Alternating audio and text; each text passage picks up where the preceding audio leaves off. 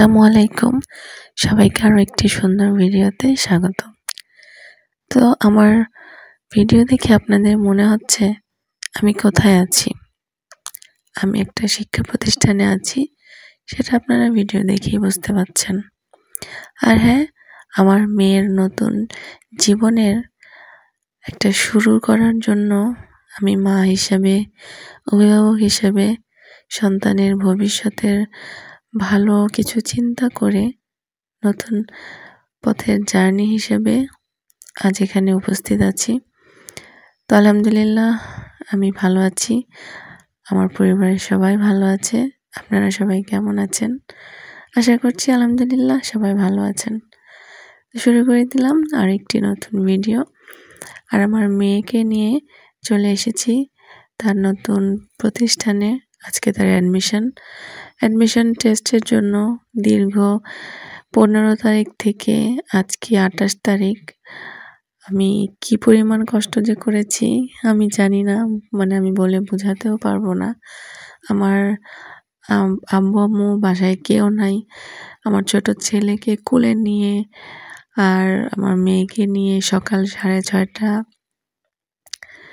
থেকে শুরু করে সারাটা দিন, মানে মনে হাইস্ট 1-2 ঘন্টা মাঝখানে গ্যাপ গেছে বা 3-4 ঘন্টা গ্যাপ গেছে।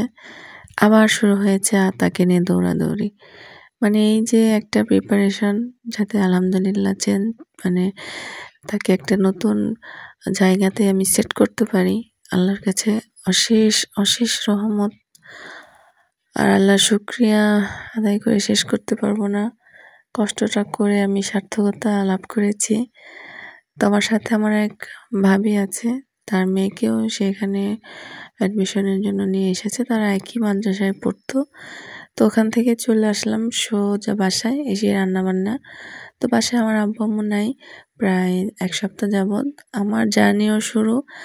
আর আমার বাবা মাও খুব ইমার্জেন্সি কাজে গ্রামে গিয়েছে।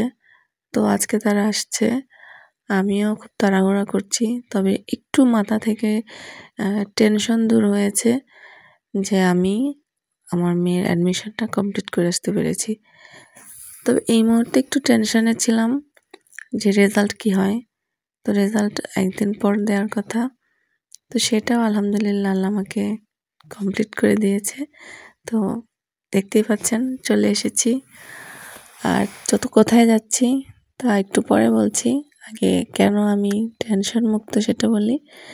তো আলহামদুলিল্লাহ আমার মেয়ে তার নতুন প্রতিষ্ঠানে সুন্দর সুযোগ পেয়েছে। আল্লাহ তাকে সুযোগ দিয়ে দিয়েছে।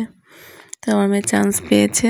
ম্যাডাম যে এই প্রতিষ্ঠানের যিনি শিক্ষকতা করছেন তিনি আমার পূর্ব পরিচিত, তার মাধ্যমেই জানতে পারলাম।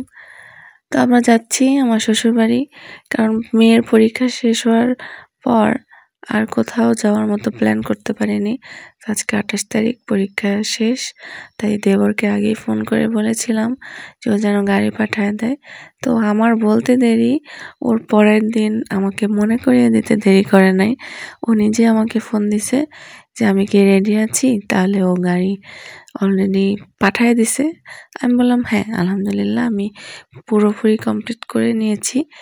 যদিও ওকে বলেছিলাম, কিন্তু আমার আসলে ওভাবে কমপ্লিট আমি করতে পারি নাই, কারণ এত তাড়াহুড়া। আমার মেয়েকে পরীক্ষা দিয়ে নিয়ে আসতে আমার বেশ লেট হয়ে গিয়েছিল।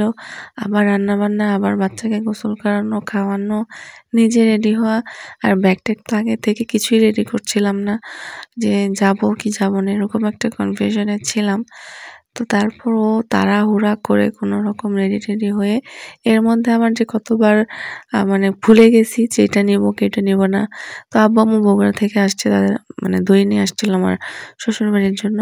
তো আমি আমরা মানুষ 3 জন, ব্যাগও করছি 3টা। শীতকাল, কাপড় চোপড়ের তো এমনিতেই অনেক নিতে হয়। তো এই কারণে ব্যাগের লোডও বেশি। আবার শ্বশুরের জন্য, শাশুড়ির জন্য কিছু টুকটাক খাবার-দাবার নিয়েছি। তো সবকিছু মিলিয়ে আমি মানে হেজিটেশনের মধ্যে ছিলাম। আর এত পরিমাণ প্যারায় ছিলাম। কি নিতে, কি নিবো, কি করব না করব। লাস্টে আমি দই নিতেই ভুলে গেছি। অর্ধেক মানে আমাদের বাসা থেকে প্রায় ২-৩ মিনিট চলেও আসছি। এর মধ্যে আমার মা ফোন দিছে যে আমি দই নেই নাই। আবার ড্রাইভারকে থামাইয়া দৌড়ে বাসায় গেছি। তো আমি গেছি এক সাইড দিয়ে, আমাদের বাসার ভাড়াটিয়ারা দিয়ে আম্মু আবার দই পাঠায় দিছে অন্য রাস্তা দিয়ে। তো আমি বাসায় এসে বলতেছি কোথায়? আম্মু বলছে আল্লাহ তোকে তো পাঠায় দিছি। আবার রিটার্ন করে তার কাছ থেকে ওই রাস্তায় গিয়ে নিয়ে আবার জোরে করে মানে কি পরিমাণ যে হাঁটাহাঁটি আজকে বললাম না যে 15 তারিখে আমার মেয়ের পরীক্ষা শেষ হয়েছে। এরপর থেকে যে আমার দৌড়াদৌড়ি কি পরিমাণ করতে হয়েছে মানে আমার তো এমনিতেই কোমরের সমস্যা, তার মধ্যেই দৌড়াদৌড়ি করে একদম আমি শেষ। যাই হোক আলহামদুলিল্লাহ সবকিছু কমপ্লিট করে শ্বশুরবাড়ির গন্তব্যে রওনা হয়ে গেছি। তো শ্বশুর শাশুড়ি আমার ২ জা সবাই, তো ২ জা তো আগেই চলে গেছে। শ্বশুর শাশুড়ি তো খুবই খুশি যাচ্ছি। তারাও ভেবেছিল যে যাব না হয়তো। কারণ এই শীতকাল পিঠাপুলির একটা ব্যাপার থাকে। আর শীতকালে বাচ্চারা পরীক্ষা মানে একদম রিল্যাক্স থাকে, তখন বেড়ানোরও একটা চান্স। তো আমরা দেখতে দেখতে দেখেন পেট্রোল পাম্পে চলে এসেছি। এখান থেকে একটু গ্যাস নিতে হবে। তো ওইখানে এত পরিমাণ সিরিয়াল, ৬টা পর্যন্ত সিলিন্ডার যে গ্যাস কাউন্টার ওগুলো অন থাকে, তারপরে আবার রাত 11টায়। তো আমার বের হতে হতে 5:30 বেজে গেছে। তো যাই হোক সবকিছু মিলিয়ে আলহামদুলিল্লাহ সুন্দরভাবে বিকাল একদম সন্ধ্যা সব রোডের যে লাইটগুলো, তারপর বাসের যে হেডলাইটগুলো সেগুলোও জ্বলে গেছে। তো যাই হোক আমরা ৩ জনই আছি আর ড্রাইভার মোট 4 জন। তো আমার ছেলে ঘুমায় গেছে। ও মানে ওর উপরে বেশ লোড গেছে। ছোট মানুষ, ওকে সকাল 6:30টায় উঠতে হইছে। আর ও তো বাইরে যাওয়ার জন্য মানে খুবই এক্সাইটেড, কিন্তু তার যে ঘুমের একটা ঘাটতি পড়ে গেল সেই দিকে তো তার ছোট মানুষ খেয়াল নাই। আবার দিনেও প্রপার ঘুমাইতে পারে নাই। আবার মেয়েকে নিয়ে কোচিংয়ে যাইতে হয়েছে মানে যাতে কোনোভাবে ওর অ্যাডমিশনে আমি মানে চেষ্টা করেছি যে কোনো রকম ফাঁক-ফোকর না রাখতে। টিচার বলেন, কোচিং বলেন সবকিছু দেওয়ার চেষ্টা করেছি।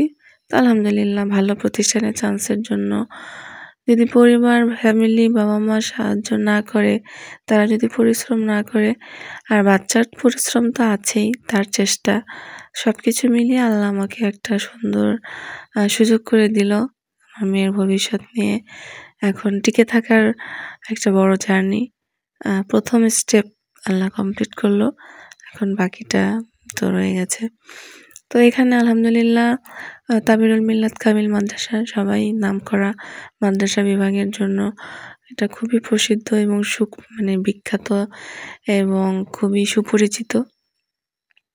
তো এখানে যেহেতু চান্স পেলে আপনার একদম লাইফের আর কোনো চিন্তা থাকে না। এখানকার সার্টিফিকেট বলেন এবং অন্য কোথাও শিফট করা বা অন্য কোথাও চান্স নেওয়ারও আর কোনো মানে কোনো রকম চিন্তাই থাকে না। এখানে একদম ফাজিল কামিল সব আছে, মানে অনার্স মাস্টার্স যেটা বলে সব কিছুই এখানে একদম কমপ্লিট করে তারপরে বের হওয়ার মতো সুযোগ আছে। তো দেখতে দেখতে আমি একদম ভিডিও লাস্ট পর্যায়ে চলে এসেছি। তো একটু পরে আমরা গ্রামে চলে আসব। এখনও রাস্তায় আছি, আর বেশিক্ষণ লাগবে না। তো জানি না আজকের ভিডিওটা আপনাদের কাছে কেমন লাগলো। আর গ্রামের পরিবেশ তো সবার কাছেই কম বেশি ভালো লাগে। তো নেক্সট ভিডিওতে সেটাই দেখতে পাবেন। আর আমি ভিডিও এডিট করতে একটু সময় লাগতেছে, যার কারণে যেটা মানে প্রতিদিনের ভিডিও প্রতিদিন দিতে পারছি না। লেট করে করে আমি জাস্ট আনলিস্ট করে পরে সেটা পাবলিশ করছি। তো সবাই ভালো থাকবেন, সুস্থ থাকবেন, সবাই দোয়া করবেন। আজকের মতো বিদায় নিচ্ছি। আসসালামু আলাইকুম।